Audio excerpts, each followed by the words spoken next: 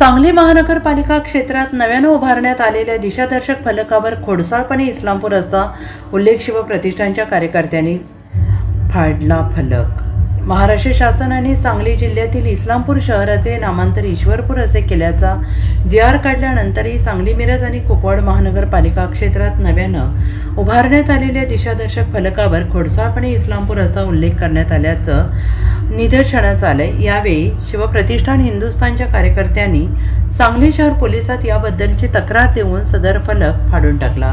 पुन्हा असा प्रकार घडू नये यासाठी महापालिका आणि पोलीस प्रशासनाने खबरदारी घ्यावी अशी मागणी शिवप्रतिष्ठानच्या वतीने करण्यात आली. यावेळी कार्यकर्ते मोठ्या संख्येने जमा झाले होते.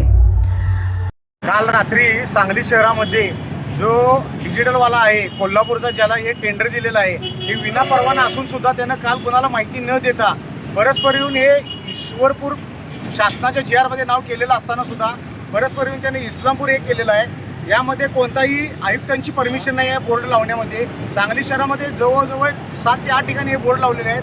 आम्ही शिवप्रतिष्ठान हिंदुस्थानच्या वतीने त्यांना अल्टिमेट देतो की उद्यापर्यंत सांगली शहरातले ज्या ठिकाणी हे बोर्ड लावलेले आहेत हे जर सर्व उद्यापर्यंत जर आज संध्यापर्यंत जर नाही काढले तर आम्ही शिवप्रतिष्ठान हिंदुस्थान सांगली शहरातले सर्व जिथं हे बोर्ड लावलेले आहेत इस्लामपूर नावाचे तिथं काढून फाडून जाण्यात येतील, हा आमचा इशारा आहे. छत्रपती श्री शिवाजी महाराज की जय.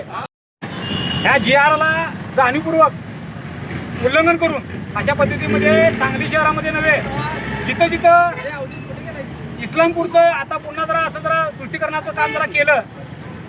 शासकीय गाड्यांच्या वर, आपल्या जाणाऱ्या एस टी महामंडळांच्या गाडीवर किंवा कुठल्याही ठिकाणी असं जाती तेढ निर्माण करण्याचं जर काम कोण जर करत असतील तर त्यांना जसं उत्तर आता आम्ही हे इस्लामपूर तुडवून केलेलं आहे तसं त्यांना त्या भाषेत आम्ही उत्तर देईन ह्याची शिवप्रतिष्ठान हिंदुस्थानकडून आम्ही त्यांना चेतावणी समजावी.